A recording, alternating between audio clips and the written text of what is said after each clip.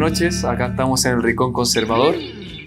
Siempre me río del nombre del programa, porque somos un pequeño rincón en la Casa Liberal, que es la Fundación Nuevamente, a la cual siempre agradecemos a nuestros socios liberales hegemónicos que nos dan un rinconcito a los liberales, a los conservadores para refunfuñar y hablar de cosas que en general no se hablan. En este caso ahora vamos a hablar con Magdalena Mervilá, de Occidente, Filosofía y otras hierbas. Así que va a ser muy amplio como es Magdalena. Magdalena es licenciada en Historia por la Universidad Gabriela Mistral y Periodismo también, ¿o no? Sí.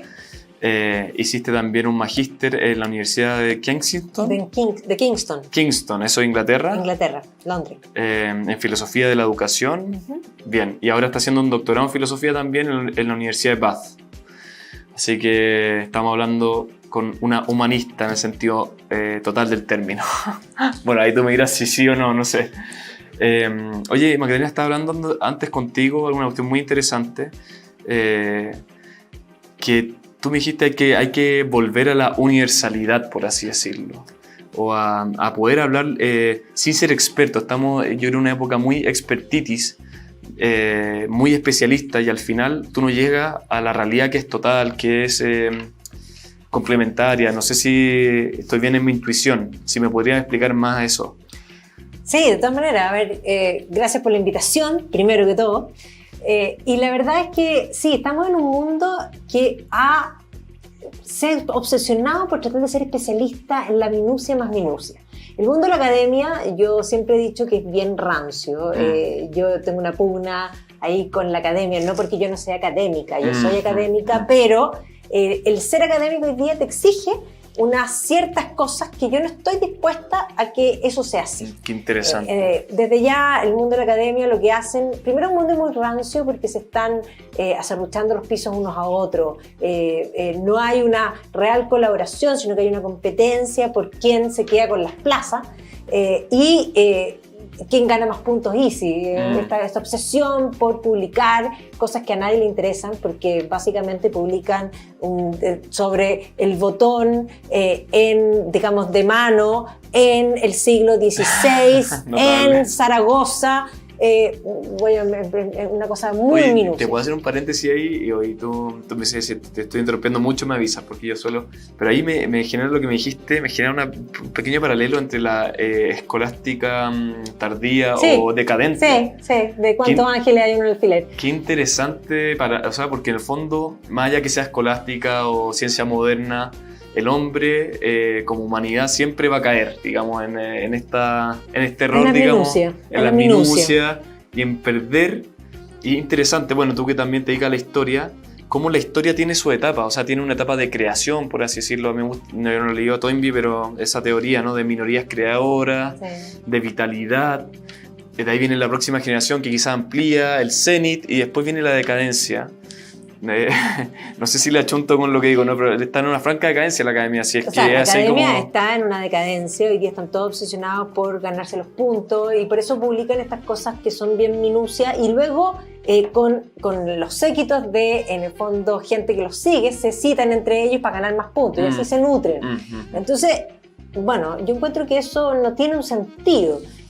A ver, la razón de estudiar humanidades, porque sí, yo estudié historia, estudié periodismo, estudié filosofía, pero no terminé la licenciatura, porque después me fui a hacer el magíster también en filosofía, y de tratar de ampliar el abanico es comprender. Y para comprender muchas veces uno tiene que mirar la cosa, salirse y mirarla desde arriba, para poder tener una big picture, una gran mirada. Y esa gran mirada es lo que se ha perdido, principalmente en la humanidad. Hoy día todos están concentrados viendo ni siquiera el árbol, la corteza específica de un árbol puntual, y por lo tanto dejan de darse cuenta, dejan de ver el árbol como árbol y el árbol como parte del bosque.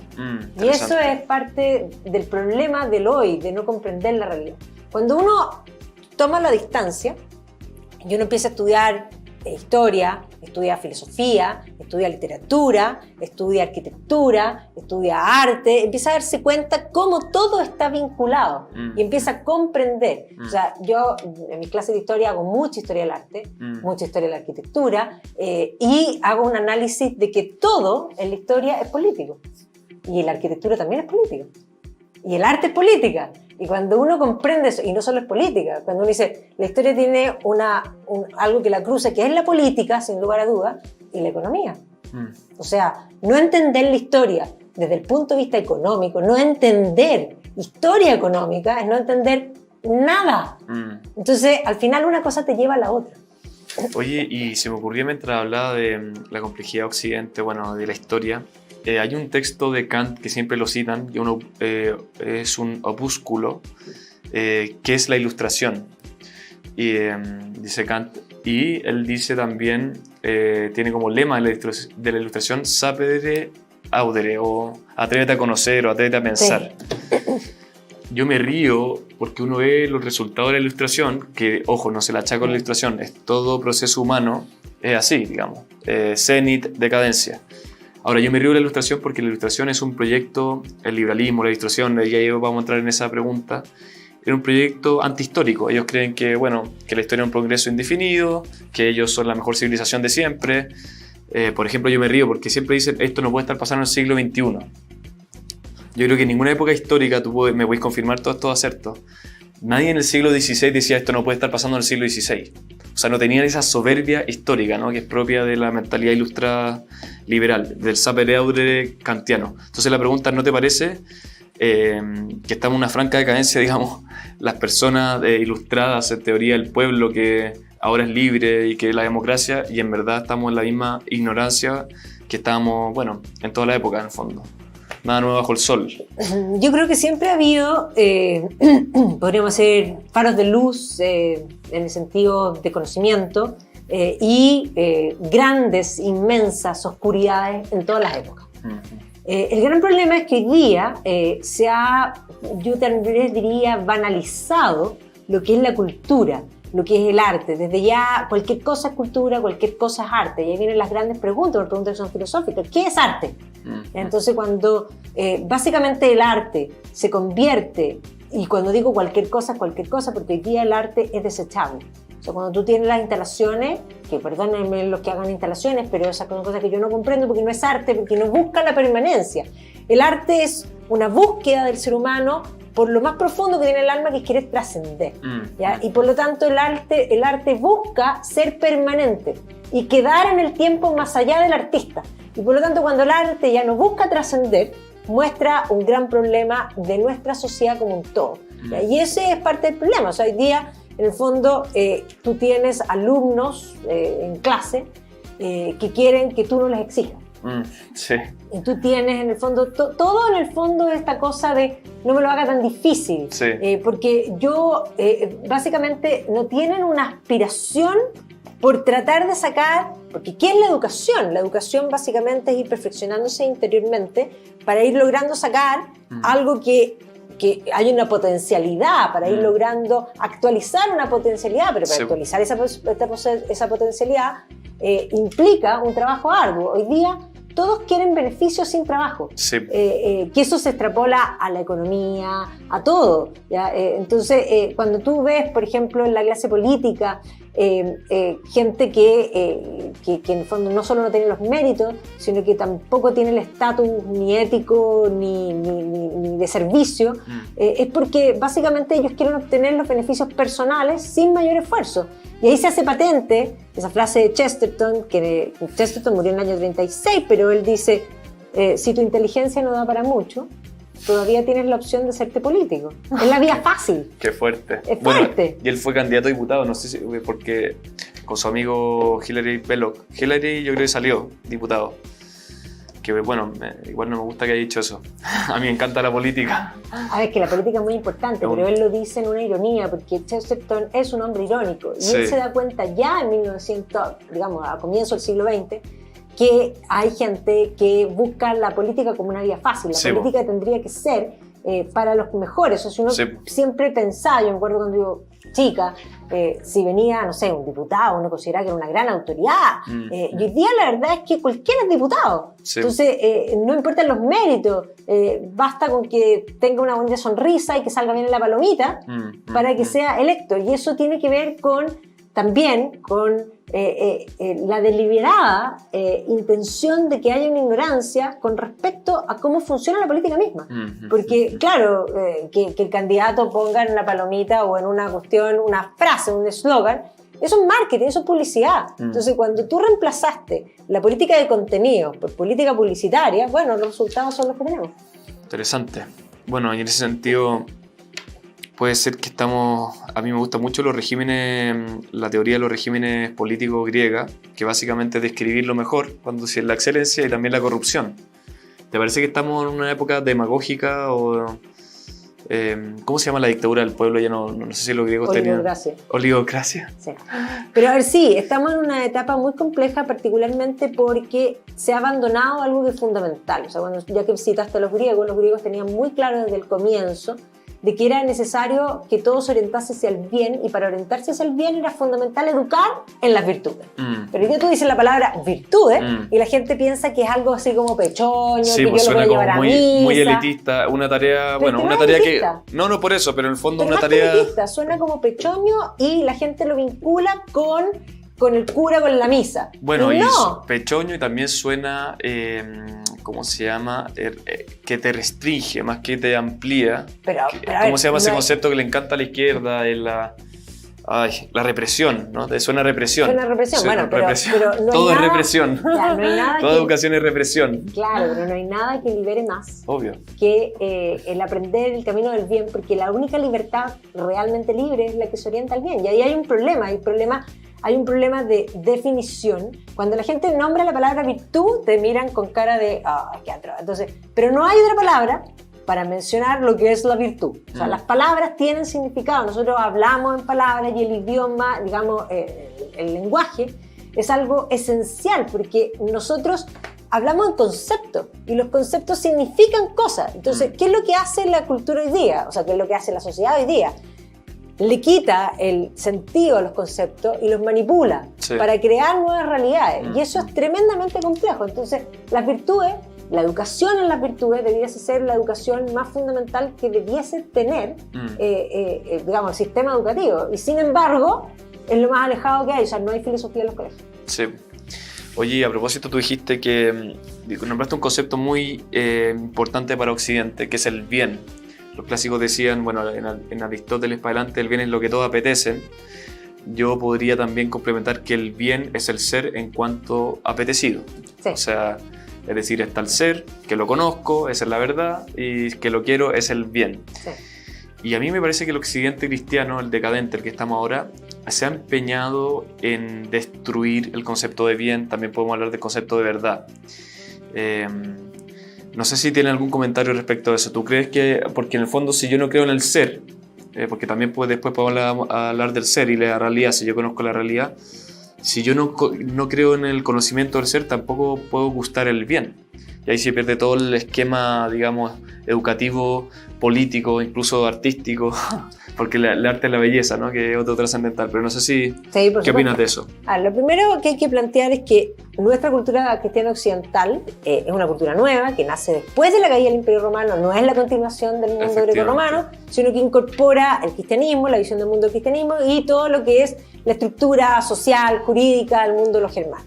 Y esa nueva cultura... Y la raza también, o sea, una mezcla de raza de los germanos con los romanos. Una mezcla de raza, pero de ideas. Yo siempre, y tomando un poco la visión del propio Julio Retamal, quien fue mi maestro, él cuando habla de los tres elementos, dice, Occidente heredó el ideal del sabio, en fondo del mundo grecorromano, el ideal del santo del mundo cristiano y el ideal del héroe del mundo germano. Y esos tres ideales constituyen lo que es nuestra cultura cristiana occidental. Pero cuando nosotros pensamos en el mundo greco-romano, heredamos, ¿qué es lo que heredamos cuando decimos el ideal del sabio? Heredamos una idea que es genial, que es el concepto griego de que la verdad existe, y no solo que existe, sino que se puede alcanzar. Se puede conocer. La verdad existe y se puede alcanzar. Y cuando se forma Occidente, al entrar en la beta cristiana, eso lo van a leer como la verdad existe, se llama Dios y se puede alcanzar. No, y se llama Jesucristo, que es la palabra de Dios. Ahí viene la mezcla con esa término. Entonces, esa visión es la que va a primar en Occidente hasta, y podemos decir con algunos vaivenes, pero hasta Kant. ¿Ya? Kant lo que va a decir, sí, la verdad puede que exista. Sí, sí. Pero, diría Kant, pero lo claro es que no se puede alcanzar. Y en el momento en que la verdad se hace inalcanzable... Pero yo te quiero hacer una cápita. Yo creo que con Lutero le pone antes de Lutero, con Occam y con Scoto se produce. Sí, pero un siempre quiebre. también Kant, Lutero, pero Lutero dice que la razón la llama prostituta. O sea, para bueno, Lutero... por eso, pero ese es el quiebre de la fe y la razón. Pero es teológico, pero también es filosófico. Sí, porque te das cuenta, si solo queda la fe, la razón no tiene nada que decir. Bueno, y ahí viene la decadencia, efectivamente. Occam, Lutero, de ahí su amigo y Kant. Kant era luterano.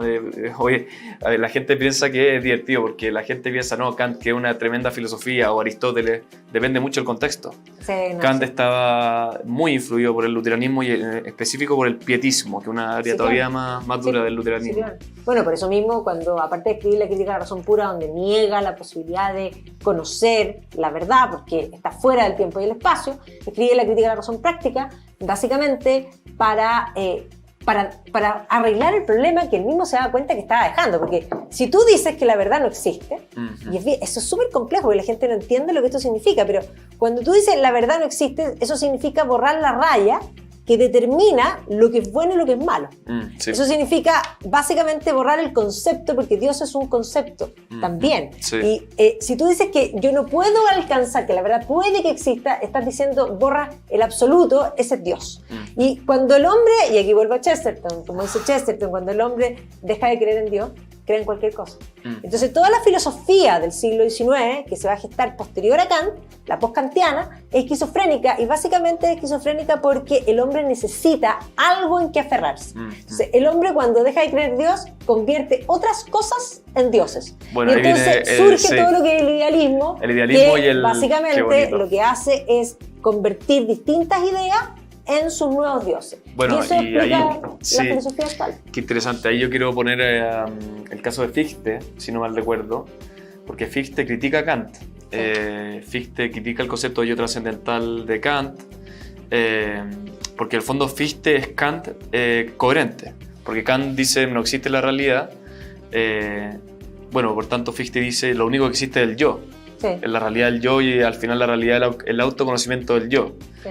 Ni siquiera unas categorías que yo tengo en la cabeza que ven el noúmeno, el fenómeno fuera el noúmeno, fuera el fenómeno, y Fichte es el yo. Y ahí viene, por ejemplo, que está pasando mucho, ¿no? Que es el subjetivismo, ¿no? O sea, que el yo determina todo. Fichte endiosa al yo. Sí. ¿Ya? Y construye toda su filosofía en torno al yo. Y si tú piensas en Schelling endiosa la belleza y construye su filosofía en torno a la belleza.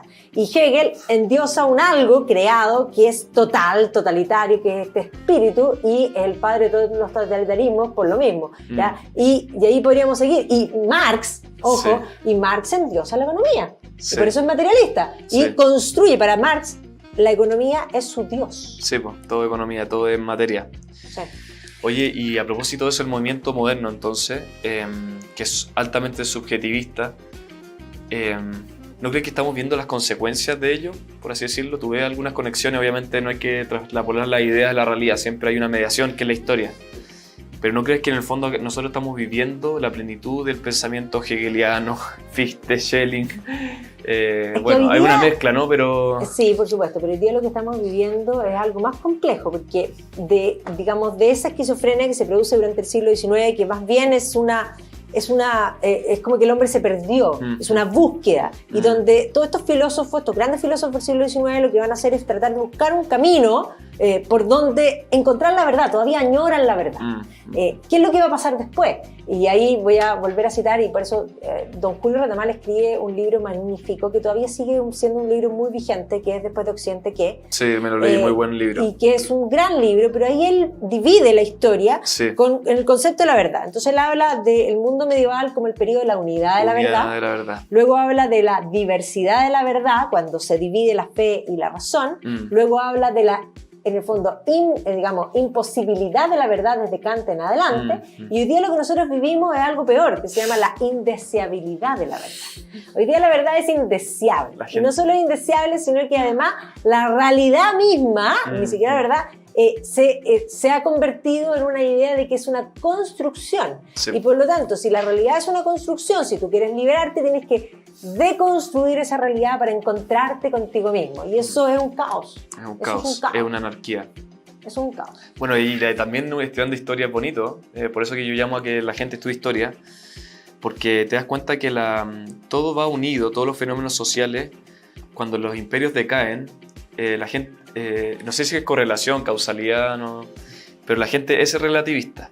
En el fondo, cuando los imperios están, o las sociedades o las culturas están jóvenes, están pujantes, creen en la verdad, evidentemente, ¿no? Con sus errores, pero creen en la verdad, hay ingenuidad, en cambio, cuando los imperios están decadentes, el relativismo, el subjetivismo y todo lo que tú dices es la orden del día. Por ejemplo, me imaginaba mucho la época de San Agustín, porque San Agustín fue maniqueo, bueno, fue escéptico, una gran mente. Yo creo que es muy moderno San Agustín, es muy de nuestra época, por eso que gusta tanto. Pero también tiene sombra. Ah, sí, a ver, cuéntanos la sombra. Tiene grandes sombras. ¿Cuál es la grande sombra? A mí me encanta San Agustín, pero su gran sombra tiene que ver con, principalmente, bueno, él cuando fue maniqueo, y él mismo escribe en sus confesiones, en su periodo de pecador, él va a tener un síndrome que es el mismo síndrome de los fumadores que dejan de fumar. Son los conversos. No, pero es que peor, porque los conversos son fantásticos. Pero sí, pero hay algunos que son más duros. Los conversos son fantásticos. Los fumadores que dejan de fumar nunca son fantásticos. Porque los fumadores que dejan de fumar sienten olor a cigarro en todas partes. ¿Ya? Básicamente porque lo anhelan y lo desean. ¿Ya? Y son Agustín tremendamente... sintió el olor a pecado en todas partes, ¿no? Exacto. Agustín sintió el olor a pecado en todas partes y en particular va a negar todo lo que es el cuerpo de una manera que incluso va más allá de lo sensato. Sí, Entonces uno pone a Agustín y a Santo Tomás y lee respecto, por ejemplo, a lo que es la vida sexual.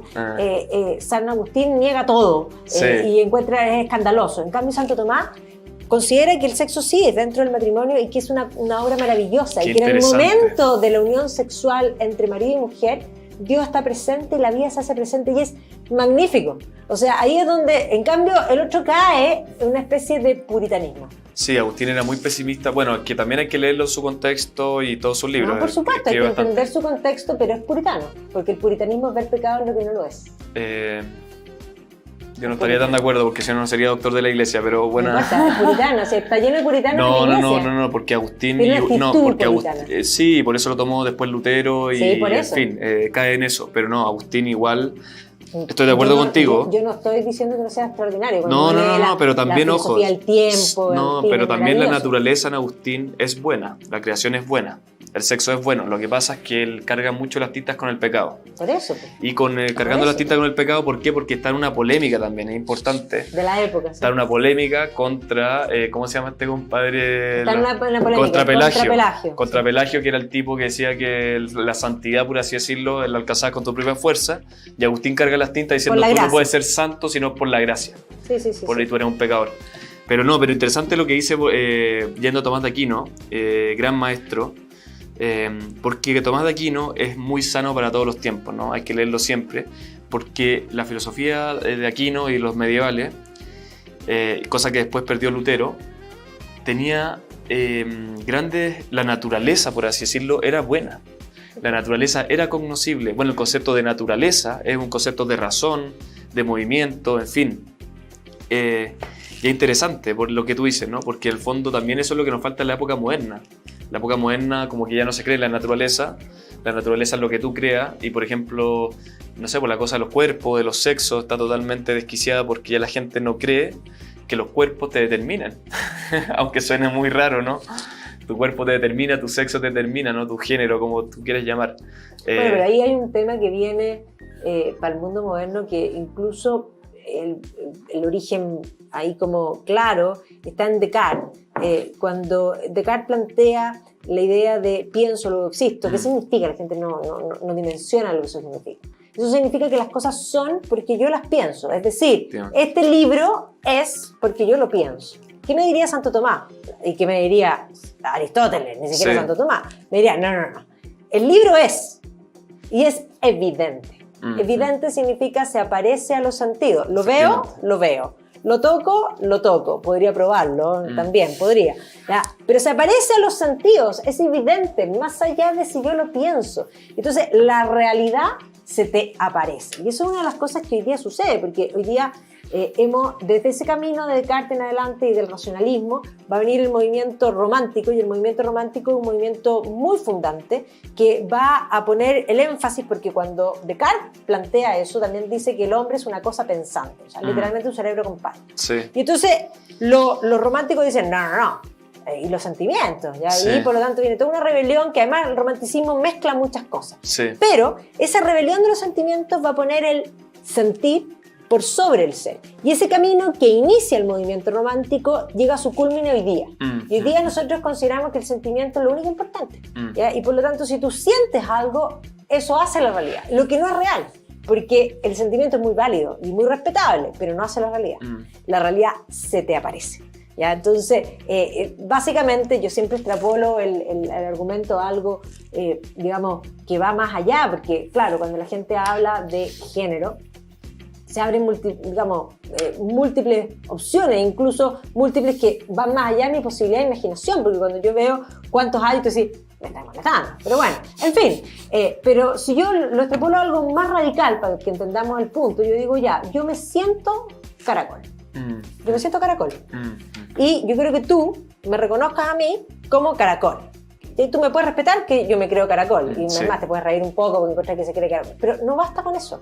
No basta con el sentimiento y digamos que el respeto. Legislar acerca de tienes que legislar y tienes que decir mi carnet. Yo creo que el Estado reconozca que yo soy caracol. Que y la eso es para todas las cosas. Y entonces, claro, tú dices, en el género, ok, dice. Y en la edad. Bueno, pero yo siento que yo tengo 12. Y entonces tú dices, bueno, pero ¿a qué más le hace que ella se sienta de 12? Pero yo creo que mi carnet diga que soy 12, que tengo 12. Y por lo tanto, si yo me meto con un niño, no soy pedófilo porque tengo 12. Y es más, o si yo al revés, yo digo que yo me siento de 65. ¿Ya? Y estoy súper cansada en mi vida y quiero que mi carnet diga que tengo 65. Entonces me puedo jubilar. Pues. Sí. O sea, hay una serie de temas, el sentir no hace el ser. Y como a algunos les guste o no, dice el cuerpo no determina, bueno, pero más allá de eso, alguien que decide cambiar su sexo y que nace hombre y que decide hacerse mujer, va a tener igual que revisarse la próstata a los 50. Eso es biológico. No, interesante. Y lo que tú me dices, el subjetivismo, el romanticismo, lo que sea, porque hay varios ismos, digamos, metidos en todos estos pensamientos. El subjetivismo también pasa, y por eso está te voy a dar una anécdota, ¿no? También pasa en el cristianismo, es decir, los mismos cristianos están sumergidos en esta cultura relativista y subjetivista. Por ejemplo, conversar en un matrimonio el fin de semana con un amigo, él era cristiano, pero no creía en la resurrección de los cuerpos al final de los tiempos. Y eso es una creencia cristiana, no sé si me explico. O también sí, él era cristiano, y él creía que Buda era lo mismo que Jesucristo. O gente que se declara cristiana y cree que Jesucristo no es Dios. Claro. O, no sé, no una crítica a ellos, digamos, moral, ¿no? Sino como más intelectual. En el fondo, también, gente que se cree cristiana y no cree en el juicio particular. Porque el término juicio para ellos no es cristiano. Y bueno, si tú lees la Biblia, tú lees lo que dijo Jesús, sí, bueno, el concepto de juicio sí es cristiano. ¿Para qué decir el concepto de pecado? Gente cristiana que dice, no, el pecado es como la media, y el concepto de pecado no puede ser más cristiano ni más judío en el fondo. Entonces, como que ese subjetivismo está, yo también, no sé si lo que piensas tú, pero está mermando también a los católicos y a los cristianos así a fondo. Yo creo que hoy día estamos en una sociedad donde la gente dice que es algo y no sabe lo que significa ser ese algo. Partamos por ahí. Ya dijimos que es una sociedad que no define, y por lo mismo dice ser algo y no sabe. Es más, esto sea en política, hay gente que se dice derecha y no tiene idea de lo que piensa la gente derecha, hay gente que se dice izquierda que no sabe lo que debería pensar una gente izquierda, y en realidad probablemente no es. Y ahí cuando uno les dice, bueno, para hacer esto tienes que creer en esto, pero es que yo no tanto, entonces no está ahí, está acá. Sí. Ya. Eso desde la postura política también se da con respecto, en el fondo, a la postura religiosa. Sí. El cristianismo es una religión de convicción. Y básicamente desde el 325, que se hace el Concilio de Nicea, y se establece el credo niceano, yo siempre les digo a mis alumnos que ahí tienen el checklist. ¿ya? Y lo pueden hacer con línea y escribir cada una de las cosas. Y es el que se reza en el domingo, bueno, se reza otro, el apostólico. Pero, sí, por eso. Porque se rezaba antes el Niceno Constantinopla, ¿no? Claro. Sí, el completo.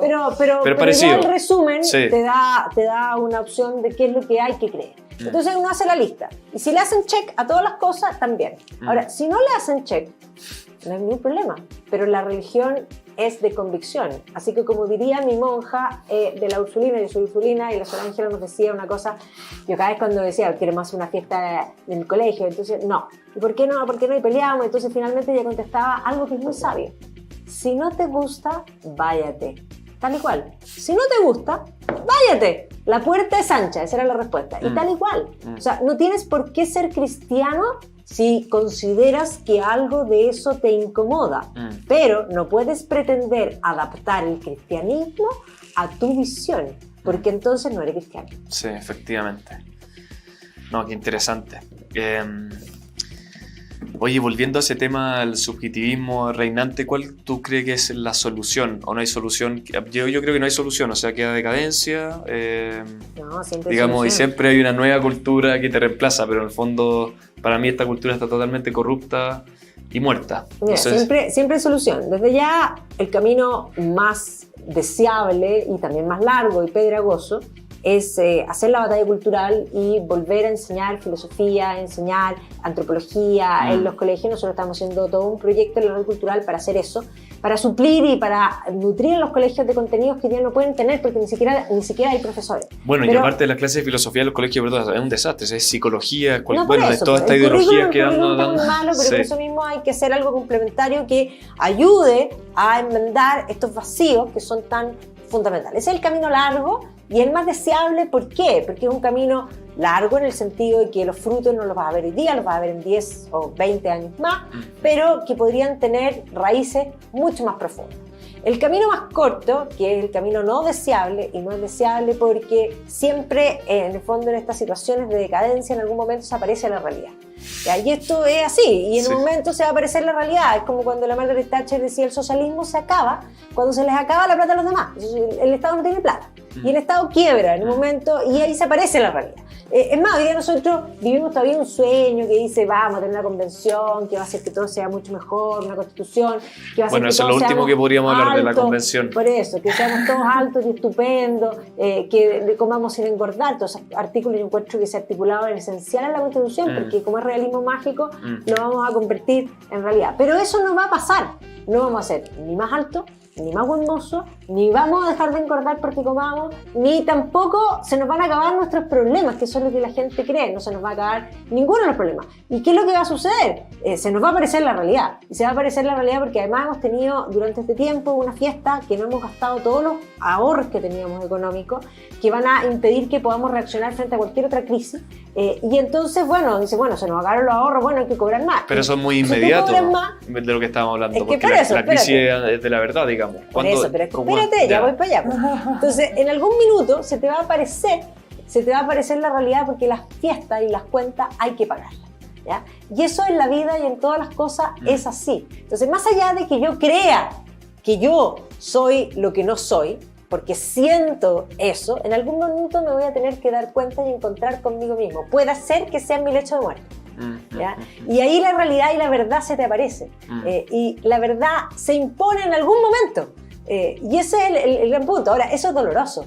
Eso es súper doloroso. Así como para una sociedad quebrar y romper todas las expectativas, porque las expectativas son múltiples, pero la realidad se te aparece y la realidad te obliga a tener que abandonar ciertas cosas para poder, en el fondo, que eso sea posible. Bueno, eso que he llevado a la práctica en cosas que nos están pasando hoy día, es lo mismo que pasa a nivel macro con la sociedad entera. Pero para eso hay que tocar el fondo y llegar a el barro, porque como diría Oscar Wilde, estamos todos en el barro, solo que a veces algunos miramos las estrellas. Pero ¿no te parece que Occidente, porque ahora hablemos de Occidente y de Chile, pero y Europa, a mí me parece que salvo un milagro, salvo un gran estadista, San Benito de no sé dónde, pero va a caer, porque la cuenta, por ejemplo la cuenta poblacional, dentro de este subjetivismo la gente ya no se casa para tener niños, porque esa era era una cuestión objetiva del mundo anterior. Obviamente también había el gozo del sexo, también uno se casa por eso, también lo decía la filosofía anterior, pero también para tener niños. Hoy día la gente no se casa para eso. Y esa cuenta algún día se va a tener que pagar, porque si no hay niños, bueno, el sistema colapsa. Y esa así Europa. Entonces, la pregunta más específica, ¿tú crees que va a colapsar o vamos a enmendar la cuestión poblacional, por ejemplo? Yo creo que Occidente está, y concuerdo, en decadencia, y las posibilidades de que sea superado y que colapse, sobre todo viendo, si uno mira lo que ha pasado en el último tiempo, la misma pandemia, que evidentemente marca o exacerba ese sentimiento de decadencia, pero que además permite que otras culturas que están alrededor de Occidente y compitiendo con Occidente puedan lograr posiciones preponderantes. ¿Y por qué estoy diciendo esto? Porque parece que la competencia como global, China, pero sin duda el hecho de que China se convierta en la cultura que rige el mundo es algo muy complejo y mucho más peligroso de lo que la gente dimensiona. La gente dice, pero los chinos son capitalistas. No. Los chinos son chinos. Son totalitarios, primero. Y son orientales, el concepto de persona no lo tienen incorporado. Son totalitarios, primero, o sea, por una parte incorporaron el comunismo a una visión de mundo que siempre fue autárquica, eso hay que entenderlo, o sea, eso para ellos les encajó esta filosofía importada que la ajustaron, por supuesto. Bueno, ahora están con Confucio, están volviendo un poco a Confucio y no Marx. De acuerdo, están intentando volver, pero tienen... Pero Confucio también, o sea, yo creo que también me critica Confucio porque... Por más que Confucio, bueno, tiene muchos pensamientos de derecho natural, no tiene el concepto de persona, que tiene el concepto, que es el concepto cristiano de persona que es clave en Occidente. Hay muchas cosas que no las tiene el mundo oriental, desde ya persona, el valor de la vida, cuando la gente habla de derechos humanos, entendamos que los derechos humanos son un concepto que nacen de Occidente y solo para Occidente. Aunque Occidente se los intente imponer al resto, el resto de las culturas no tienen esa visión. Entonces la historia no existe, la historia universal. Bueno, derecho existe la historia de cada una de las culturas. Y entonces un mundo regido por los chinos es un mundo no democrático que no cree en los derechos humanos, y eso yo sé que para muchos hoy día se ha convertido en la nueva religión, porque la nueva religión del mundo actual es precisamente crear estos nuevos dioses, y dentro de estos nuevos dioses que yo los llamo como esfera, que son perfectos, redondos, maravillosos, está la democracia, los derechos humanos, pero como esferas que son, yo diría como burbujas de agua, si llega otra cultura, van a desaparecer. Bueno, los mismos derechos humanos también han sido aniquilados en esta decadencia, porque ahora los derechos humanos significan cualquier cosa. Bueno, pero la subjetividad. Instrumentalizado. Totalmente. Exactamente.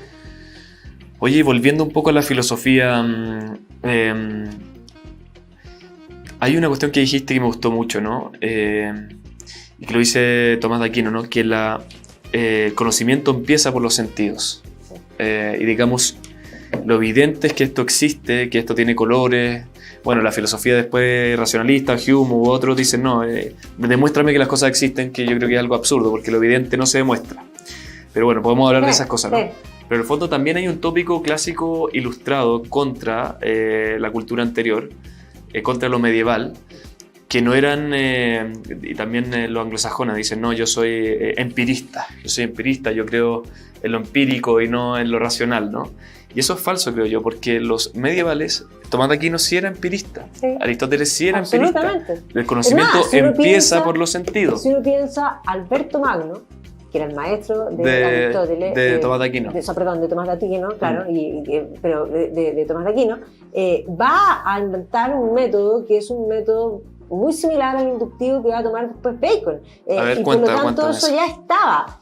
O sea, el propio Roger Bacon, que todavía es escolástico y que es británico, va a ser un gran científico que aplica, y de hecho inventa los anteojos, así que démosle las gracias a Roger Bacon. Roger Bacon no es Francis Bacon. No, Francis es otro después. Roger Bacon es el que está en la Universidad de Oxford. Y el monje, creo que era escolástico. Y después Francis Bacon básicamente va a tomar esa actitud antiescolástica usando cosas que eran propias de la escolástica. Entonces, pero a ver, si lo que hay que comprender es que el mundo medieval ha sido vilipendiado particularmente por los racionalistas, Sí. por el hecho de que era teocéntrico. Y esa visión teocéntrica, que para ellos no va a ser aceptable, va a hacer que inventen un gran mito, que es el mito de la oscuridad de la Edad Media. Porque Cuéntanos, siempre... porque hay mucha gente que nos está viendo que de todas maneras es como eso metido en la cabeza, porque la cultura en el fondo es esa, que la Edad Media... Yo siempre, la y es oscura. más, yo hago viajes culturales con gente, pero también me ha tocado viajar alguna vez con hijos míos, chicos todavía. Entonces me acuerdo la primera vez que yo fui con mi hijo mayor, que tenía 15, y yo tenía unas reuniones, así que lo llevé, y yo no tenía la intención de hacerle clases, pero sí algunas lecciones. Y una de las primeras lecciones, estábamos en París, y mi primera lección, Pepito, va a ser que la Edad Media no es oscura. Y lo llevé primero a la Sainte-Chapelle, que es la joya del gótico con unos colores magníficos. Solo lo dejé que observara y que mirara y comentamos.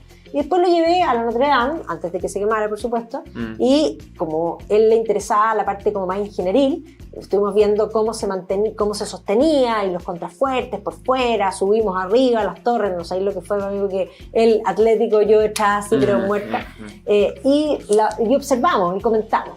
Y entonces le dije, después de que vimos todo esto, le dije, bueno, ¿y qué tan dicha tiene el colegio de la Edad Media? Entonces me empezó a decir, bueno, que era oscura. ¿Tú crees que esta gente era tonta?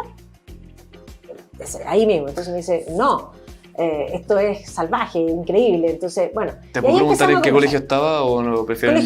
Sí, lo mismo. Mi hijo está en el Verbo Divino. Estaba en el Verbo Divino, ya salió. Bueno, esa es la particularidad, quiero hacer un pequeño capítulo, pero los colegios católicos son un desastre en ese sentido.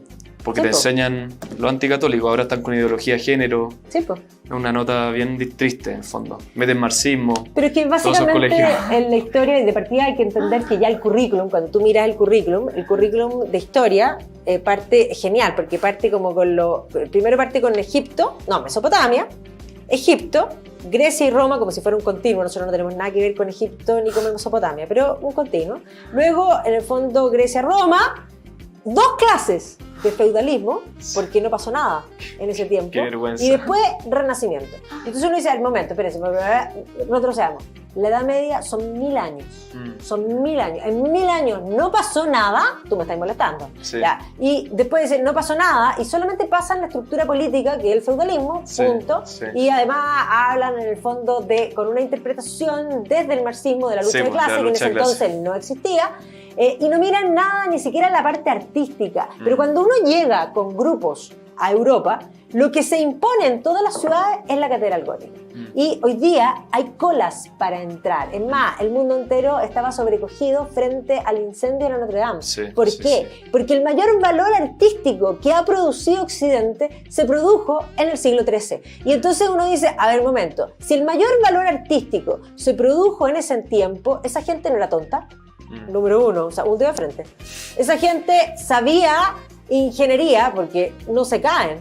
Y uno dice, sabía ingeniería, sabía matemáticas, sabía un montón de cosas. Y uno empieza a abrir un velo y a sacarse así como cuando la gente tiene catarata de los ojos y decir, me engañaron, esto es fabuloso. Y uno empieza a ver los vitrales, el manejo del color. Claro, esa gente no firmaba los cuadros. ¿Y por qué no firmaban? Porque las obras eran colectivas. Tanto que les gusta lo colectivo, la Edad Media era súper colectiva. Y lo individual aparece después. Entonces, es más, todo el relato de hoy día debería volver a mirar a la Edad Media, porque la Edad Media era colectiva, tenía un sistema gremial, había solidaridad, donde había aprendices, había maestros, donde básicamente el capital y el trabajo estaban unidos. Sí. O sea, había humanidad, había mucha humanidad, que es lo que hemos perdido. Exactamente. Qué notable. Oye, y a propósito de eso, un mito que nos enseñan en el colegio, que tú quizás me lo confirmes. Te dicen que los medievales no sabían que el mundo era redondo. Mentira. Qué vergüenza, ¿no? Mentira. Y salen todos los colegiales de este país, yo creo que todo Occidente. Bueno, pero es que además ahí hay mucho mito. Es una vergüenza, dale, por favor, destrúyelo. Sí, pues parten enseñando a Cristóbal Colón con puros mitos. Primero contando la historia de que Colón, el hombre moderno, el primer hombre que sabía que la Tierra era redonda. Colón no es un hombre moderno ni sabía que la Tierra era redonda, él pensaba que era como una pera, ¿ya? Y pensaba que en la parte superior de la pera estaba el paraíso terrenal, ojo. Pero además dice, fue donde los reyes católicos, y finalmente la reina lo apoyó casi escondida. Al momento, la reina Isabel de Castilla era mucho más importante que Fernando de Aragón. Ella era la reina y ella tuvo que vender las joyas. A ver, un dedo de frente, ella no tenía que vender ni una joya. Ella hizo así, Los hermanos Pinzón me deben algún dinero, pues que le den unos barcos, pero no creían en Colón. ¿Y por qué sabemos que no creían en Colón? Porque firmaron las capitulaciones de Santa Fe, Sí. que uno mira ese documento y le dieron todo. Le dieron todo. Si ellos de tu hubiesen república sabido, imaginaria. lo que queráis, porque no va a Totalmente. llegar a ninguna parte. Eso Sí. es lo que ella creía. Ahora, cuando llegó, le fueron quitando Sí, hasta, pues, sí. hasta el pueblo. Pero ¿por qué viene ese mito? Porque ese mito de ser el contraste entre la oscuridad y la luz. Sí, ¿ya? sí, Y sí, básicamente hay un historiador que es Jules Michelet, que es un francés, que yo cualquier cosa que cite a Jules Michelet, yo no le creo, ¿ya? Porque es un mentiroso. Y O un sea, francés antihispánico también, supongo, ¿no? Sí, pero ¿O además no es tanto? antiescolástico, Ya. es un racionalista. Son los peores. Él inventa el mito del año 1000. Dice, en el año 1000 la gente se suicidaba porque era el fin del mundo. En el año 1000 la gente no sabía que era el año 1000. Lo primero que hay que decir, no sabía, no tenía ni idea. Así que esa es una invención. Oye, y pero estamos él en una sociedad inventa- totalmente ilustrada, mal ilustrada. En el fondo, todos estos mitos ilustrados de que la Edad Media era lo peor, de que la gente en el año 1000 se suicidaba, de que la gente en la Edad Media no sabía que el mundo era redondo. Es Bueno, la cultura ahí te- de hoy. Bueno, ahí te demuestra, Qué que, increíble, ahí son te unas demuestra máquinas, que el son- relato es mucho más importante que el dato. ¿ya? Mm. Porque el dato muestra todo lo contrario, pero el relato se construye bien. A ver, Sí. ¿cómo no va a ser romántico que la reina vendió las joyas? No, y a mí me da risa porque después hablan de la posverdad. O sea, yo creo que la posverdad nació con los ilustrados, porque fue una campaña para desprestigiar. Bueno, pero es que... Ni en la Edad Media había unos mitos, está bien. Todo, el hombre tampoco es que hay que inventar la No, rueda, en siempre. toda época, pero por eso Pero el acá es revisionismo- toda una civilización hecha para denostar a la Iglesia Católica, Sí, para denostar a sí, la Edad Media. sí, es sí. increíble. Sí, pero por eso mismo es importante que haya revisionismo histórico en forma permanente, porque se van apareciendo nuevas fuentes a la luz que hacen que cosas que se interpretaban de cierto modo hoy día puedan verse que eso no era así y que era de otro modo. Pero el pueblo y una de las ilustrado cosas- todavía no está. El pueblo ilustrado, No. como decía Kant, el sapere aude, que estamos en la ilustración, el pueblo ilustrado está totalmente en tinieblas, porque en el fondo le han contado un cuento terrible, ¿no? Bueno, que pero, en el fondo pero cuando tú no es ves verdad. hoy día que lo que pretenden hacer es que las verdades, todas estas leyes que pretenden hacer contra el negacionismo, lo que hacen es que las verdades quedan escritas en bronce o en fierro, lo que impide el revisionismo histórico, lo que es muy malo porque efectivamente si uno piensa la Revolución Francesa. La Revolución Francesa, a los 100 años, Francia se había hecho un relato. Sí, y el relato era que era perfecta, maravillosa, que trajo Nefasta, digamos, la alegría y cambió el como hombre nuevo. la canción Ya. esta de también hay una, bueno, todavía siguen haciendo esa posverdad, pero sí. Bueno, y entonces ese era el relato de los 100 años. Pero cuando vinieron los 200 años, el revisionismo histórico dijo, a ver, párele. La alegría, la felicidad y todo maravilloso, no. Hay cosas buenas, sí, pero el costo fue muy alto. Y esto pasó. Y esto Fue fue una lo que- barbarie, fue una y barbarie entonces comienza el revisionismo a mirar el mismo evento desde un foco distinto. ¿ya? Y eso es súper importante que suceda. Y suceda en todos los acontecimientos. O sea, para que haya realmente una historia medianamente objetiva, y cuando digo medianamente objetiva hay que entender que la historia la hace el historiador, por lo tanto nunca es objetiva. Pero dicho eso, para que haya una medianamente objetiva tiene que haber distancia de los hechos. Y en la medida que pasan las distancias, las pasiones se van temperando y eso permite poder hacer una historia que sea más objetiva frente a las fuentes, pero siempre es el historiador el que va a interpretar. Y por eso cuando alguien quiere conocer una historia, tiene que leer múltiples autores y de todos los sectores. Y eso es lo que no sucede, y eso es lo que se llama pensamiento crítico, y ahí hacerte tú tu propia visión. Y eso es lo que no se hace en los colegios, porque en los colegios se pasa una sola versión y la otra no existe. Pero ¿no te parece? Yo tengo una teoría respecto a la historia y a la verdad histórica. Depende mucho del poder. Es decir, la Revolución Francesa va a seguir siendo una gran revolución porque todavía la obra de la Revolución Francesa está vigente. Dígase Unión Europea, Sí. dígase Guerra Mundial, o sea, todavía estamos en tiempos de la Revolución Francesa. Hasta que no caiga ese occidente ateo, digamos, revolucionario, contra la Iglesia Católica, contra el cristianismo, la Revolución Francesa en el fondo va a seguir siendo lo mejor. Lo que te quiero decir, el conocimiento histórico también depende mucho del poder. Sí, Y bueno, por mientras eso no te caigan dije los que- imperios... Por eso yo te dije primero que quien quiere entender la historia, salgámonos Hay de la que- corteza, sí, salgámonos del árbol, miremos el bosque y ya entiendes que hay algo que cruza toda la historia, que es la economía y la política. La política, es más, todo es político. Y ojo, que hay que entender que dentro de cuando nosotros hacemos historia de la iglesia también es una institución política. Por supuesto. Y es humana y divina, Sí, pero sí. humana. Es humana. ¿Ya? Y por lo tanto, es más, ahora se hacen vigentes las declaraciones de la presidenta de la convención. No somos dioses. ¿Ya? Bueno, eso es lo último que nos vamos a ir porque a lo que pasó en la convención, que este programa es cero contingente, pero esta vez quiero... Es que lo que porque pasa tiene es que mucho que ver con lo que superimportante- hemos hablado. Es súper importante ir vinculando, porque las personas piensan que estudiar filosofía, estudiar historia, es irrelevante porque esas cosas quedaron en el pasado. Sí. Pero no es irrelevante porque eso es lo que nos permite entender el presente. Son sumamente actuales. Solo aquel que conoce el pasado comprende el presente y proyecta el futuro. O sea, esa es la razón de estudiar historia, esa es la razón de estudiar filosofía, esa es la razón de comprender la realidad. Oye, ¿y no te parece entonces que la convención constituyente, viendo la historia, es una convención, trata de ser revolucionaria, bueno, Absolutamente. pero es bien penca? O sea, los revolucionarios de, no sé, pues todos los revolucionarios de Grecia, eran, no sé, pues gente más ilustrada, más preparada, más fuerte, ¿no? Porque uno ve la gente de la constituyente bien, no sé, lo que pasó con este señor, el pelado Bade, ¿cómo Sí, se llama sí, el pelado? Rojas No sé. Bade. Rojas Bade. O sea, gente realmente desequilibrada, uno podría decir. No sé. Bueno, pero ahí muestra, hay una gran lección que aprender de esto que pasó. Hay un grupo de seres humanos que aparecieron como independientes, y no solo como independientes, sino que como los limpios, castos y puros, cuasi santos. Y por lo tanto, la ciudadanía los tenía que apoyar a ellos porque ellos eran los éticamente superiores en relación a ¿qué? A los políticos. Y entonces vino toda una campaña contra los partidos políticos, que sin duda los partidos políticos tendrán institución humana, por supuesto, hay cosas buenas y hay Decadente. cosas malas, hay hombres buenos, hay hombres malos, todo el resto es caricatura. Pero ciertamente los partidos políticos, más allá de que haya buenos y malos dentro de sus colectividades, cumplen una función, ordenan, alinean e implican también que haya una orgánica que establezca quiénes van de candidato y quiénes no. ¿Ya? Por lo tanto, hay un algo de filtro. En estos independientes no hay ninguno. Entonces, la lista del pueblo se ha convertido en hoy día el ícono de este partido no partido, o sea, que tienen los del partido de aglutinar, pero el moda, pegamento sí.